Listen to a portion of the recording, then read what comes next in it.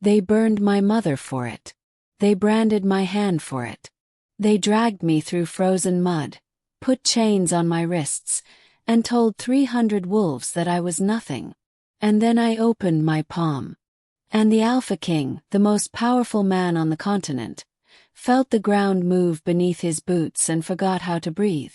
Everything they told you about the girl at the border was a lie. She was not weak. She was not broken. She was not the exile they made her out to be. She was the only thing standing between 900 wolves and the end of every pack on the continent. And nobody knew it. Not the elders. Not the Syndicate. Not even the king who put the brand on her hand. Nobody knew it, until she let them see it. And by then, it was already too late to pretend they had not been wrong.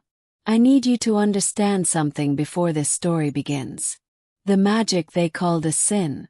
It was the only thing that saved them. The girl they exiled, branded, chained, and left for the deadwood. She walked back through that gate and stood in the center of their sacred council chamber, and did not beg for a single thing. She made them remember what was beneath their feet. She made the ground speak. And the king, the man who turned his back on her in that clearing like she was already dead, got down on his knees in the frozen mud and placed his hand on the earth and felt, for the first time in his entire reign, what he had been building his power on top of. This is not a story about revenge. It is so much worse than revenge. It is a story about a girl who had every reason to burn the world down, and chose instead to save it. Stay for the moment the Syndicate arrives at dawn. Stay for the midnight council where one woman's confession changes everything. Stay for the Alpha King's voice breaking in the cold morning light when he finally says the number out loud. 16. She was 16 years old. Stay for the door. Because when it opens, and it does open, it will be the most quietly devastating thing you have heard all year. Do not skip this one. You will not forgive yourself. The chains bit into my wrists like the teeth of something starving. The Alpha King stood before me in the center of his war circle. His silver armor catching the last bruised light of a dying sun. He smelled of iron and cold stone and the kind of authority that had never once been questioned. Around us, 300 wolves watched in silence so thick I could feel it pressing against my skin. Bring her to her knees, he said. 2 enforcers drove their boots into the backs of my legs. I hit the frozen mud with a sound that cracked through the clearing like a gunshot. The cold shot through my kneecaps, up my thighs, into the marrow of every bone in my body. Pine sap and smoke burned in my nostrils. Somewhere behind me, a child whimpered and was silenced. The Alpha King crouched down until his gray eyes were level with mine. They were not cruel eyes. That was the worst part. They were the eyes of a man who believed he was doing something necessary. You have been practicing the old magic, he said. It was not a question. That magic is condemned by every pack law written in the last 400 years. He reached out and gripped my chin. His thumb pressed into the hinge of my jaw with enough force to make my vision flicker white at the edges. Do you deny it? I did not speak. I had learned long ago that my voice cost me more than my silence ever would. He released me with a sound of disgust and stood. Burn her marks, he ordered. I heard the iron before I smelled it.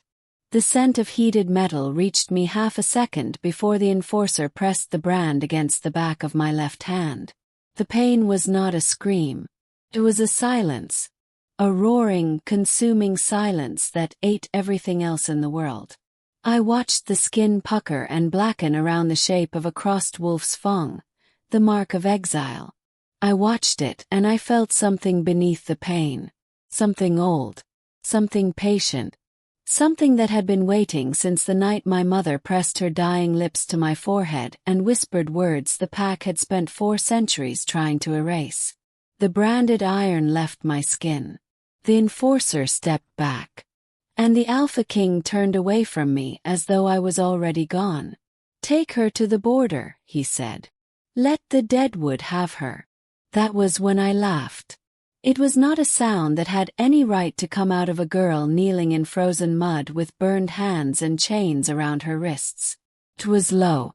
It was steady. It came from somewhere beneath my ribs, from the same place the old magic lived, from the same dark root that the pack had called corruption and sickness and sin. The Alpha King stopped walking. He did not turn around immediately. I watched the muscles in his back go rigid beneath his armor. "What," he said quietly, "is funny?" "You branded the wrong hand," I said. He turned then, and I opened my right hand. The mark on my palm was not the exile's cross.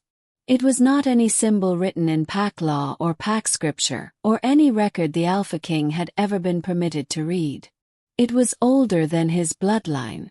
It was older than the chain around my wrists, which was now turning to rust between my fingers, flaking apart like it had aged 100 years in 3 seconds. It was older than the trees ringing this clearing, every one of which now began to groan. The roots moved, not with the slow creep of growing things. They moved the way water moves when a dam breaks, sudden, total, and without mercy. The frozen earth split open in jagged lines radiating outward from my knees. The crack of it sounded like every bone in the world breaking at once. 300 wolves stumbled. 2 of the Alpha King's enforcers fell into the fissures and grabbed at the grass with white-knuckled hands. The cold intensified into something beyond cold, beyond winter, beyond anything with a natural name. Frost crystals formed on the Alpha King's silver armor. His breath came out in a plume that did not dissipate. It hung in the air like something frozen mid-scream. He stared at me. For the first time in what I suspected was his entire life, the Alpha King of the Northern Packs looked at something and did not know what it was. I rose from the mud. The chains fell away completely. The brand on my left hand had gone dark and cold, absorbed into my skin like ink pressed into water. I was not healed. I was not transformed into something glowing and righteous. My hands still trembled. My knees were still bleeding from the ice-crusted ground. But the power was awake. It had been asleep for 17 years inside a girl who was too afraid and too wise to let it breathe. And now it breathed. I could feel every root beneath this clearing. I could feel every wolf heart beating in this circle. 300 of them, fast and frightened and alive inside my awareness like lanterns in a dark field. I looked at the Alpha King. "You called my magic a sin," I said. The wind had risen. It moved through the pine canopy above us with a sound like a living thing exhaling. "You told my mother it was a sickness." A branch cracked somewhere in the dark above his head. His jaw tightened. He did not step backward. I would grant him that. "You burned her for it," I said. "You burned her, and then you burned her daughter's pack marks, and then you turned your back on both of us." I took one step toward him. The ground beneath my bare foot exhaled frost and dark soil. "Now look at what her sin has grown into." The Alpha King's gray eyes moved across the cracked earth, across the trembling enforcers, across the crystallized air between us. And then, slowly, with the deliberate stillness of a man controlling something that very much wanted to be panic, he looked back at me. "What do you want?" he asked. Not a threat. Not an order. Question. From a man who had never had to ask one. I let the silence hold for a long moment.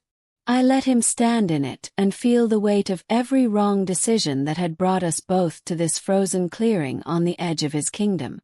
"What I want," I said, "is for you to remember this moment." I let the power settle back beneath my skin. Slow, controlled, deliberate, the way my mother taught me to do in secret when I was 4 years old and the sparks kept jumping off my fingers in the dark. I let the roots go still. I let the frost recede. I let the silence return. The Alpha King's armor clicked softly as the ice melted off it in streams. He was breathing hard. 300 wolves were breathing hard. "Because the deadwood is coming," I said. "And every creature rotting in it has been waiting for a sin like mine to open the door." I looked at him steadily. "And you just exiled the only person who knows how." No one moved.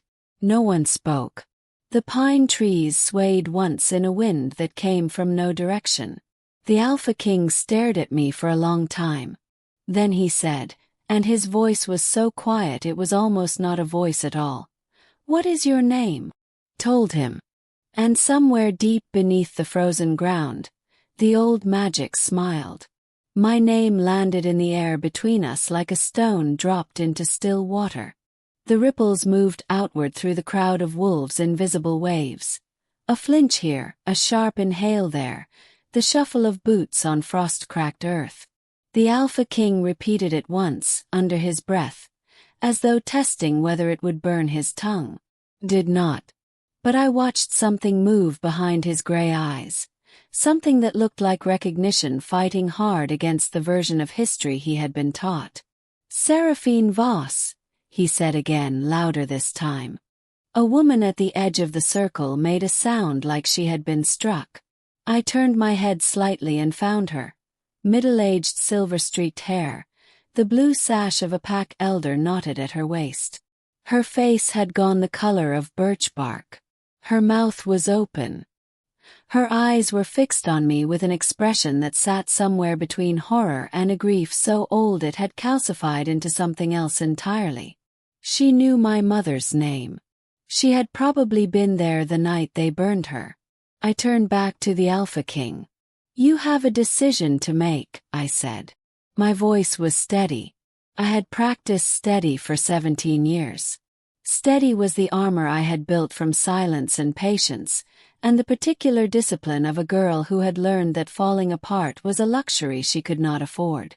The deadwood does not wait for political convenience. The Alpha King was quiet for a moment that stretched long enough to become its own kind of answer.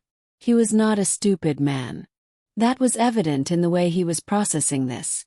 Not with rage, not with the knee-jerk dominance reflex that governed lesser alphas, but with a careful, calculating stillness of someone who had stayed in power for 20 years by knowing when the landscape had shifted beneath his feet. And the landscape had shifted. Catastrophically. He clasped his hands behind his back. It was a studied gesture. Controlled, deliberate, designed to project calm to the 300 wolves watching him navigate something he had absolutely not prepared for this morning. "The exile order is suspended," he said.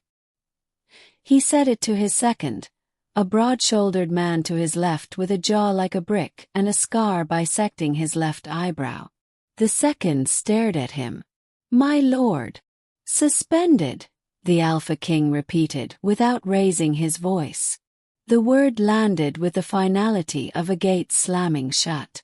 The second closed his mouth. The elder woman with the silver-streaked hair had not moved. She was still staring at me with that calcified grief splitting open at its seams. I held her gaze for exactly 3 seconds and then looked away. I did not have the space inside me right now for her guilt. "You will be given quarters in the fortress," the Alpha King said to me. He was not looking at me the way he had been looking at me 60 seconds ago, when I was kneeling in the mud and he was pressing his thumb into my jaw. He was looking at me the way a military commander looks at an asset whose value he has just dramatically reassessed. I recognized that look. I had spent my entire life being looked at by people who saw something in me they wanted to use. The difference was that this time I had leverage. "I will stay in the fortress," I said. "I will not be guarded."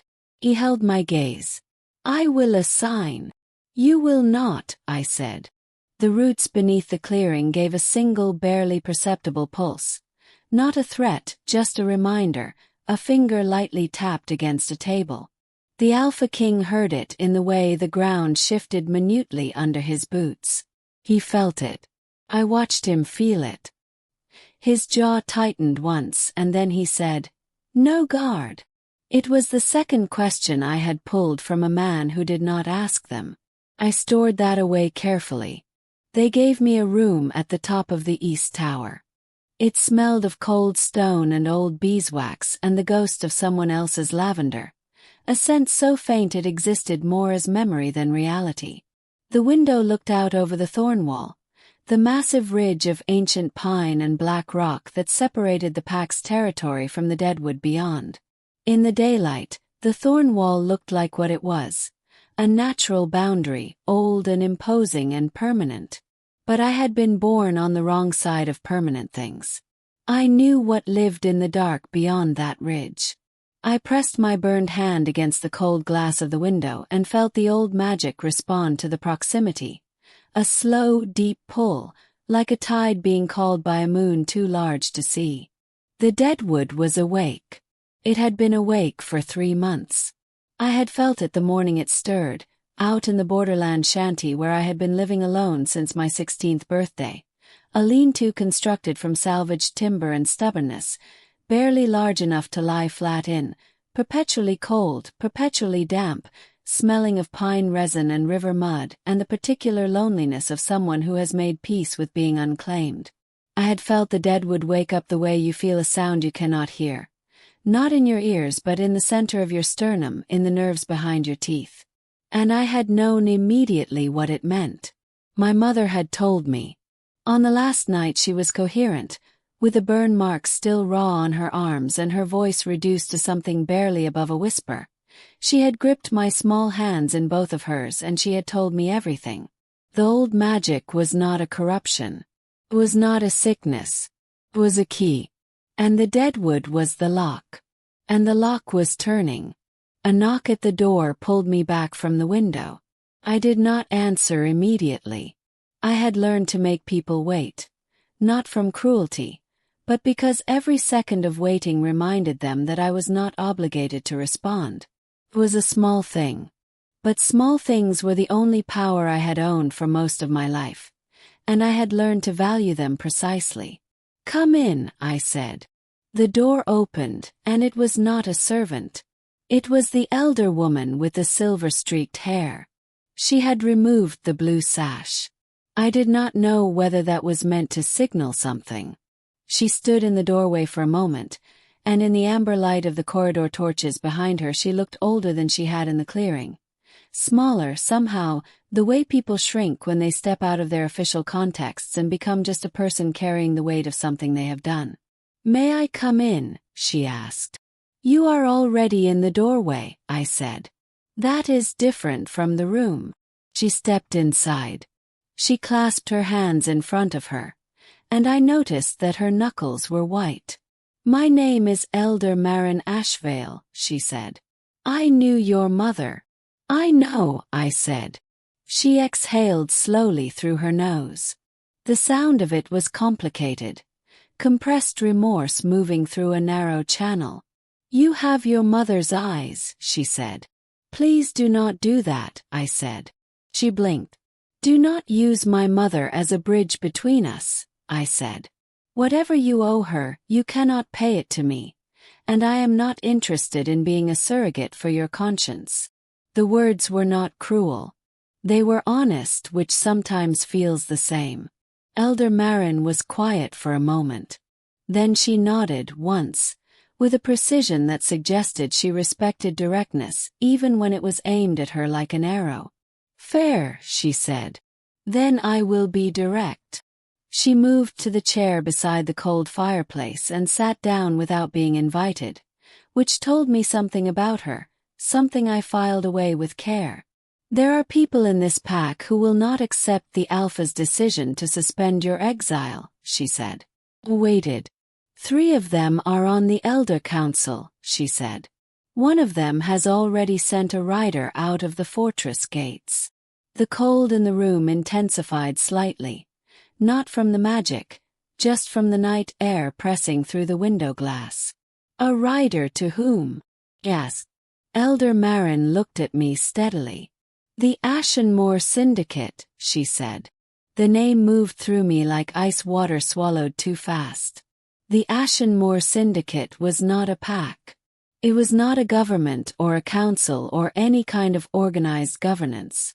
It was a collection of wolves who had decided 4 generations ago that the only appropriate response to the old magic was its complete and total eradication. Not just the practice of it, but the bloodlines that carried it. They had been responsible for 9 recorded purges in the last century. Unrecorded ones were a longer and darker list. They had been responsible for my grandmother, and my mother, and 3 attempts on me before my 10th birthday that I had survived through a combination of luck, instinct, and the early uncontrolled expressions of the very power they were trying to destroy. How long ago did the rider leave? I asked. Less than an hour, Elder Marin said. I turned back to the window. The Thornwall sat dark and massive against the night sky. Beyond it, in the deadwood, something pulsed. Slow and rhythmic and deeply patient, like a heartbeat belonging to something that had been waiting so long that waiting had become indistinguishable from breathing. They will not come quickly, I said. They will want numbers. They will come with numbers, Elder Marin agreed. Elder Crest, the man who sent the rider. He has been corresponding with the Syndicate for months. He paused. He anticipated that you would come to the border eventually. I looked at her. He set the exile order, she said. He brought the charge before the Alpha King 6 weeks ago. He has been building toward this. I processed that slowly, turning it over, examining the shape of it. It was not a surprise exactly. Men like Elder Crest did not act from impulse. They were patient architects of outcomes they had decided were necessary, and they were skilled at using existing structures, law, tradition, authority, as the machinery of what amounted to persecution. But it told me something important.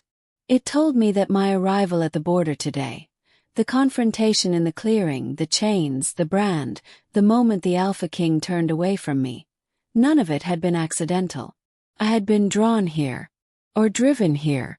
The patrol that found me, I said. They were not on routine border watch. Elder Marin's expression confirmed it before she spoke. No, she said quietly. They were not. I breathed in slowly through my nose. Pine sap and cold stone and old beeswax, and underneath it all, just barely, the faint dark mineral smell of the deadwood, carried on the night air through 100 miles of dense forest, the smell of ancient rot and deep earth, and something that was neither alive nor dead but occupied the territory between those 2 states with unsettling comfort. Then Elder Crest wanted me in chains in that clearing, I said. He wanted the Alpha King to exile me publicly. Yes, Elder Marin said. And instead he got something considerably different. She was quiet for a moment. Crest will not accept it. The Syndicate will not accept it. And when they come... He stopped. I finished the sentence in my own head. When they came, they would not come for a public confrontation. They would not come for chains and brands and exile orders conducted in front of witnesses. They would come quietly, at night, with a particular efficiency of people who had done this before and faced no meaningful consequences for it. How many wolves does the Alpha King have in this fortress? He asked. 240 resident, Elder Marin said. Another 160 within a half-day's ride. And the Syndicate. She hesitated. Elder Crest's contacts within the Syndicate command approximately 900 wolves, she said. Across 5 territories. I turned from the window. Then the Alpha King needs to understand what he has agreed to protect, I said. He needs to understand it tonight, not tomorrow. Elder Marin stood.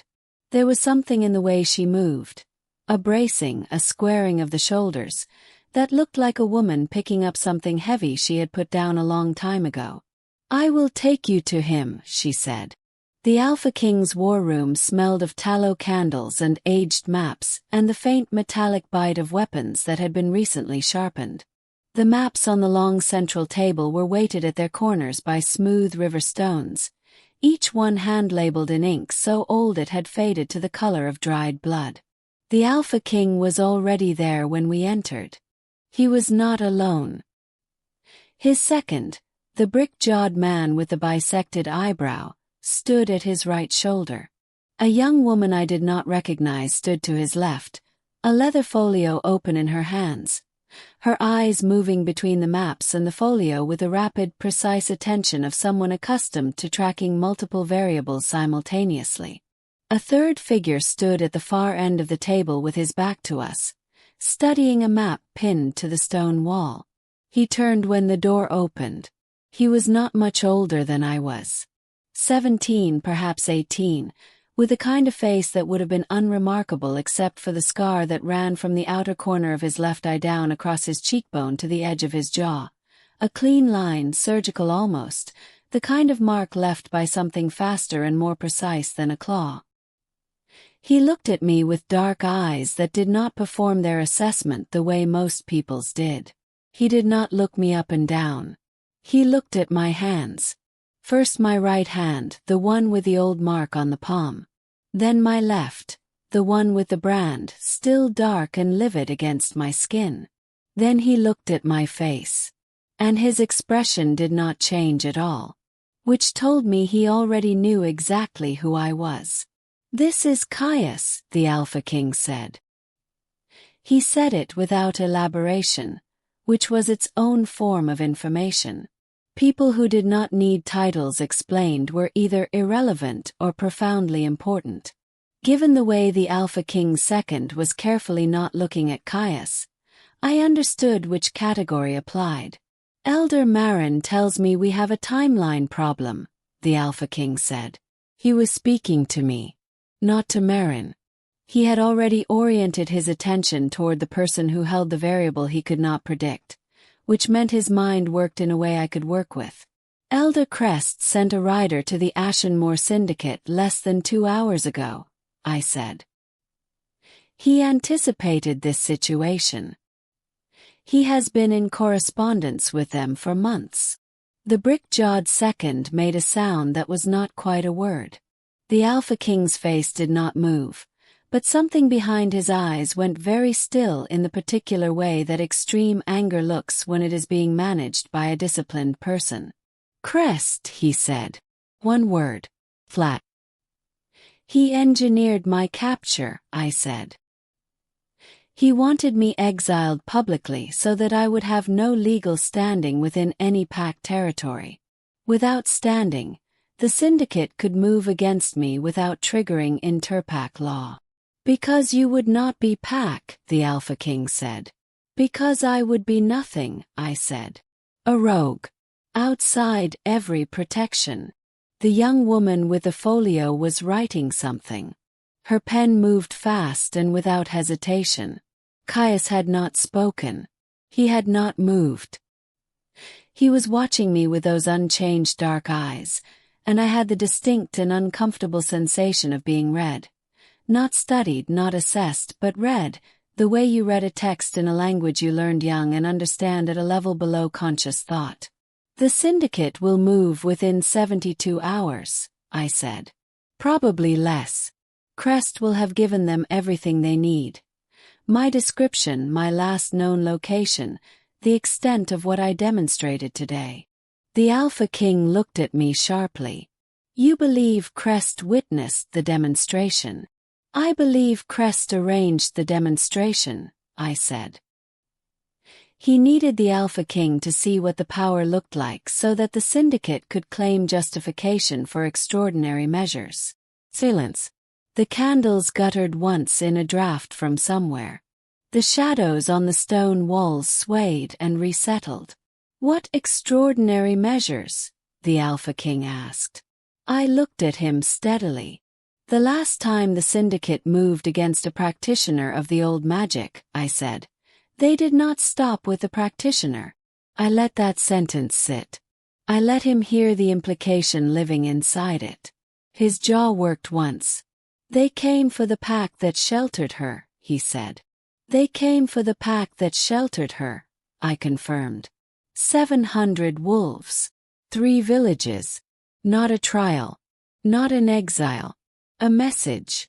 The second had gone very still. The young woman with the folio had stopped writing. Elder Marin, standing behind me, exhaled once.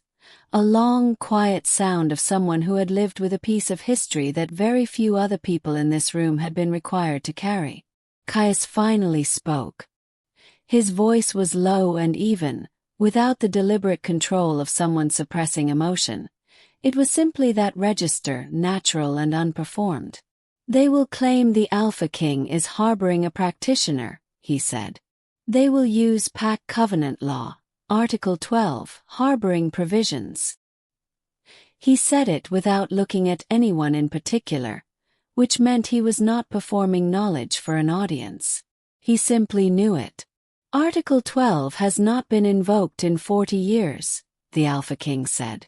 It has not needed to be, Caius said. Most practitioners do not survive long enough to require it. He looked at me when he said that last part. Not unkindly, just factually. The way you state the weather. I held his gaze. Something passed between us.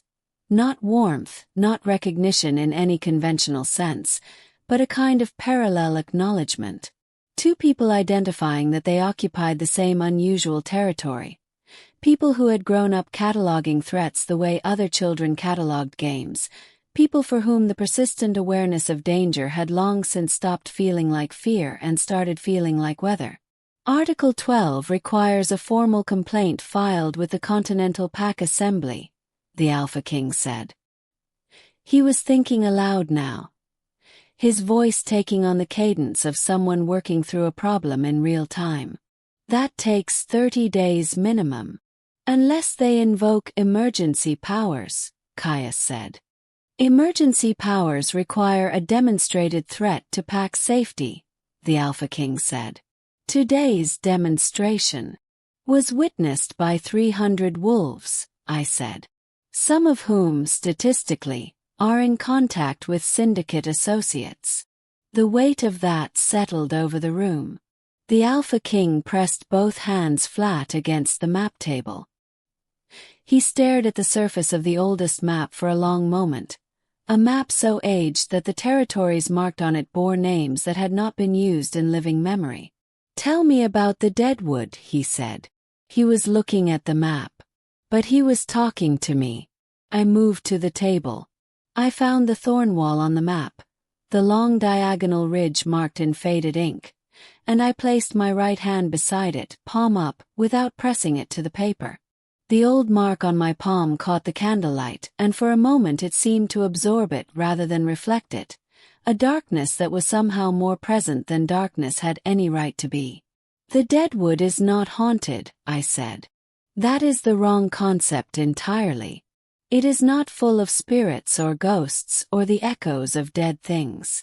I looked at the Alpha King. It is alive, I said. It has always been alive. It is older than every pack on this continent, older than the Covenant laws, older than the language you used to write them. It is the original territory, the place where the first wolves came from, before the packs divided the land and built the walls and decided that wildness was something to be managed. No one interrupted. The candles breathed. 3 months ago, something inside it woke up, I said. Not a creature. Not a person. State of being. A readiness. I looked at the Thornwall on the map. The Deadwood does not want to destroy the packs, I said. It wants to reclaim them. It wants to pull everything on this side of the Thornwall back into itself. The wolves, the fortress, the covenant laws, the elder councils, all of it, and begin again from the root. The silence in the room had changed texture. It was no longer the silence of people holding their reactions in reserve. It was the silence of people who had just heard something their bodies understood before their minds caught up. A slow, cold recognition moving up through the soles of their feet. And the old magic, the Alpha King said carefully. Is the only thing that can communicate with it, I said. Not control it. Not stop it. Communicate with it. Find out what it needs. They will come with 900 wolves, Caius said. He had been standing at the edge of the chamber, apart from the elder seats, in the shadows between two wall torches. Several elders startled at his voice. They had either forgotten he was there or had not registered his presence when he entered. Both possibilities said something about how he occupied space. Not invisibly, but in a way that did not demand acknowledgement. The assembly authorization will follow the wolves, Caius said. Not precede them. Elder Crest looked at Caius with an expression that shifted almost imperceptibly. A recalibration, a reassessment, the faint tightening around the eyes of a man who has just identified a variable he had not adequately accounted for. And who, Elder Crest said, are you? The Alpha King spoke. He is my business, the Alpha King said. 3 words. The same flat finality as before. Elder Crest absorbed this. He sat back down. He refolded his hands. And then he said very quietly to no one in particular, the rider has already gone. Yes, the Alpha King said. It has. Then this council's deliberations are somewhat academic, Elder Crest said. The Syndicate is already moving. The question before this body is not whether to address the practitioner. The question is whether to be standing on the correct side of Covenant law when the Syndicate arrives. He looked around the ring of elder seats. I would ask each member of this council to consider carefully, he said, what they are willing to risk. For this. The last word landed with precision. For this. Not for her. Not for the girl or the magic or the principle of anything. For this. A problem, an inconvenience. A thing that had arrived uninvited and would cost everyone in the room something before it was resolved. It was a masterful reduction. And I watched it move across the faces of the elders with the sickening efficiency of a fire catching in dry grass. 2 of them looked at their hands. One of them looked at the Alpha King with a careful, apologetic expression of someone already preparing a justification. The heavy-set elder with the iron-gray braids looked at me. And I looked back at her. Her eyes were dark and tired and complicated in the way that eyes become when a person has spent a long time knowing the right thing to do and finding reasons not to do it. But underneath the tiredness there was something else. Something that was watching me stand in the center of this room. Burned, branded, alone, unbroken, and measuring itself against it. I held her gaze. I did not ask anything of her face. I did not perform courage for her benefit or project anything calculated. I simply stood there being exactly what I was. My mother's daughter, carrying my mother's knowledge on my mother's unfinished errand. And I let her look at that for as long as she needed. She looked for a long time. Then she placed both broad palms flat on the armrests of her elder seat and she said, in a voice like gravel settling, I move that the exile order be formally rescinded and that Seraphine Voss be granted provisional protected status under Pack Covenant for a period no less than 30 days. The chamber erupted. Not with shouting. With a rapid, overlapping, urgent murmur of 12 people recalibrating simultaneously, which was somehow louder than shouting and considerably more complex. Elder Crest did not erupt. He went very still. He looked at the heavy-set elder, and something moved in his pale eyes. Not surprise, but the specific expression of someone watching a game piece they had considered secured reveal itself as an opposing piece. Breathe, slowly, through my nose. With the enormous, patient attention of something that has been waiting to be recognized for 400 years, and has not yet decided whether the recognition it is finally receiving is the kind that will satisfy or the kind that will confirm its oldest fears. The lead syndicate commander, A tall woman with close-cropped silver hair and the particular upright posture of someone who had never once doubted her own authority, stopped walking. She looked at me. "Voss's daughter," she said. Her voice carried across the frozen clearing with a practiced, carrying quality of a person accustomed to addressing large numbers. "Step away from the wall." I did not step away from the wall. "You are in violation of Continental Pack Covenant, Articles 7, 12 and 19, she said. "You are further in violation of the Purification Accords of 1962, subsections 3 through 11. Pause. You have 30 seconds to surrender yourself to Syndicate custody before we proceed." The deadwood pulsed beneath my feet. Low. Enormous. I felt it the way you feel a sound that is too low to hear, in the body below the level of words. "You are standing on something that is older than your accords," I said.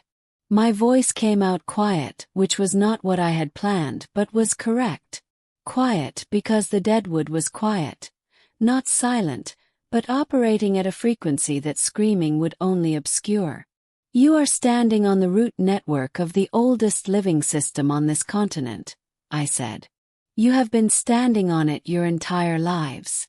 Every pack on this landmass has been built on top of it, drawing from it, taking from it, and for 400 years you have been trying to destroy the only bloodline that knew how to give something back." The silver-haired commander's jaw tightened.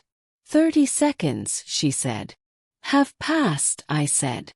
And I pressed both hands against the Thornwall, the marked one and the branded one, the power and the wound, the inheritance and the cost, and I opened everything. What happened next did not look like what people would later describe it as. People would describe it as an explosion, a detonation, a violent eruption of power that threw 900 wolves from their feet and split the frozen ground from the Thornwall to the fortress gates in a network of jagged lines that glowed at their edges with a light that had no color anyone could name. That was what it looked like from the outside. From the inside it felt like exhaling after holding a breath for 17 years.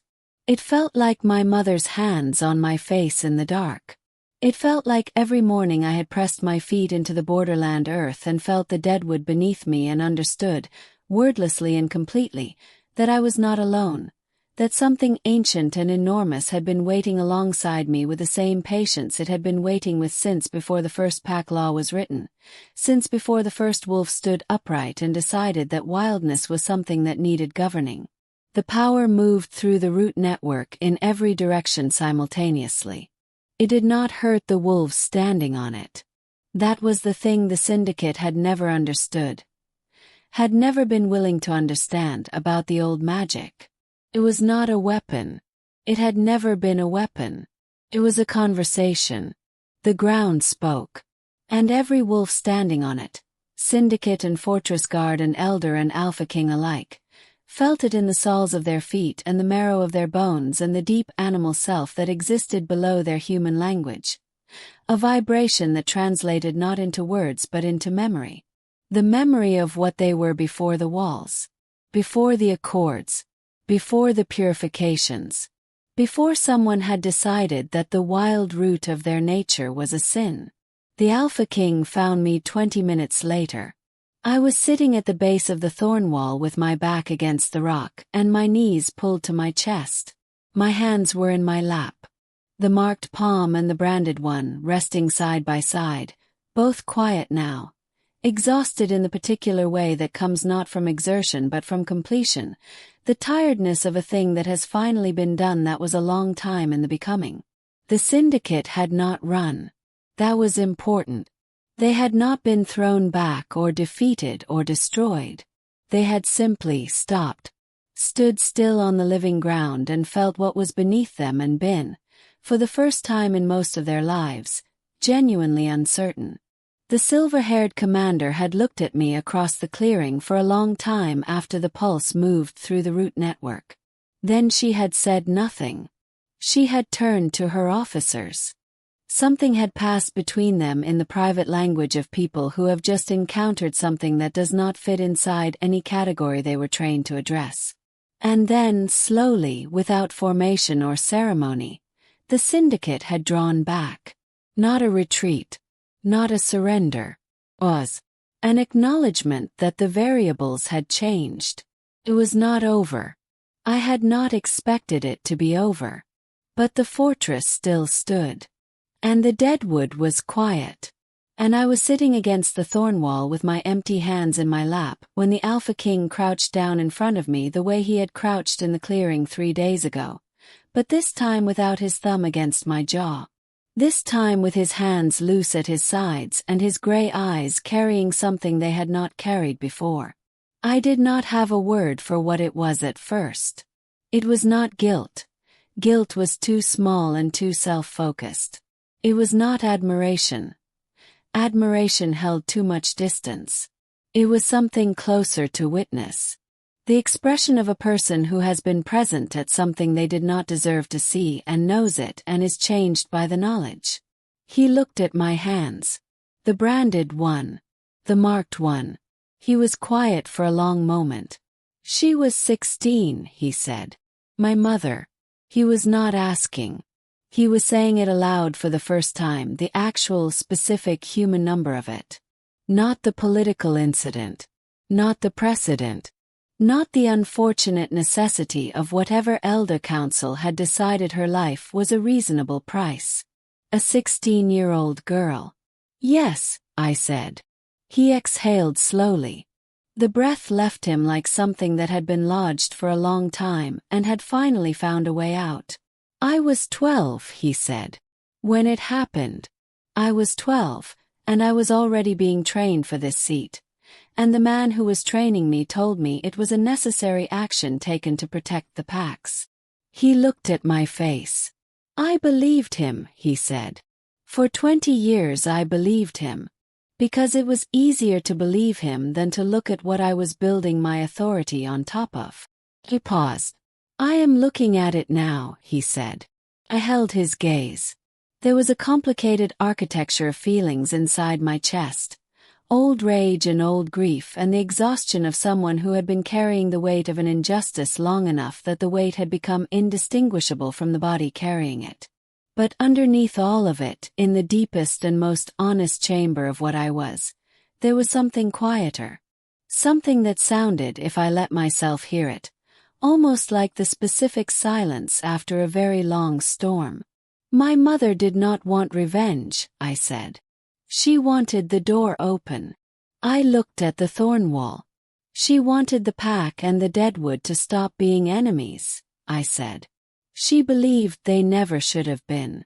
She believed the old magic existed precisely to prevent that division, to keep the conversation alive between what the wolves were inside the walls and what they were before them. I looked back at the Alpha King. She died trying to open a door, I said. And I have spent 17 years standing in a borderland lean-to learning everything she taught me and waiting for someone on the other side of it to be ready to walk through. The Alpha King was very still. The dawn had fully arrived now. The gray had resolved into a pale, cold gold, the particular light of early morning in pine country, clean and honest and without the softening that comes later in the day. In that light, the Alpha King looked exactly like what he was. Man. Not a title. Not a function. Not a structure of authority built on decisions made before his birth. A man sitting in the cold with the full weight of what he had inherited visible on his face, deciding what to do with it. He reached out. Slowly. Deliberately. And he placed his hand, palm down, on the frozen earth between us. It was not a performance. It was not a gesture calculated for an audience. There was no audience, just the pale morning and the quiet Thornwall and the distant sound of the fortress beginning to breathe again after 3 days of held terror. It was a man placing his hand on the ground of a place he governed and feeling, perhaps for the first time, what was actually beneath it. I watched his face change when he felt it. The root network was still. But it was present, warm in the deep way that living things are warm, not with heat but with aliveness, with a particular quality of something that has not given up. His jaw worked once. His gray eyes went very bright. "I feel it," he said. His voice was barely a voice. "Yes," I said. "It has always been there," I said. "Beneath every fortress you have built. Beneath every wall. Beneath every exile order and purification accord and covenant law written on behalf of people who were afraid of what they could not control." I pressed my own hand to the earth beside his. The mark on my palm connected with a root network like a key sliding home, and the deadwood exhaled once. Long, slow, the exhalation of something that has finally, after 4 centuries of waiting, received the answer it was owed. "It was never going to destroy you," I said. "It was waiting for you to remember that you belonged to it." The silence that followed was the most complete silence I had ever inhabited. Not empty, full. Full of pine and frost and pale gold morning light and the slow, enormous breathing of the oldest living thing on the continent, finally heard. The Alpha King did not speak for a long time. When he did, his voice was different. Not the war room voice. Not the clearing voice. Something older and quieter and more true. "What do we do now?" he said. I looked at the Thornwall. I looked at the deadwood beyond it, dark and vast and patient and alive. I looked at my mother's mark on my palm and my exile brand beside it, and I understood in the full and final way that understanding sometimes arrives, not gradually but all at once, like light through a broken door, that both marks were mine. The wound and the power. The cost and the inheritance. The sin they called it and the salvation it actually was. "Now," I said, "we open the door." They would write about it later. In the new accords, in the histories, in the stories that parents would tell their children on winter nights when the fire was low and the deadwood could be heard in the wind outside. That long, deep, living exhalation that people used to fear and eventually learned to recognize as the sound of something ancient keeping watch. They would write about the girl who came to the border in chains. They would write about the Alpha King who crouched in the mud and learned to feel the ground. They would write about the Syndicate who stood on living earth and felt, for one suspended moment, the root of what they had been trying to destroy, and felt it give them back their own heartbeats. They would write about the door. But what they would not be able to write, what no record could fully carry, what passed only in the telling voice to ear, generation to generation, the way the old magic itself had passed, was the way it felt to be the girl standing at the Thornwall in the cold pale morning with her burned hand and her marked hand both pressed to the earth, finally still. The way it felt to hear 400 years of silence end. Not with thunder. Not with glory. With the sound of a door opening. And a world long divided from itself, beginning. Slowly, imperfectly, with a particular stumbling courage of all living things that choose to continue, to come home.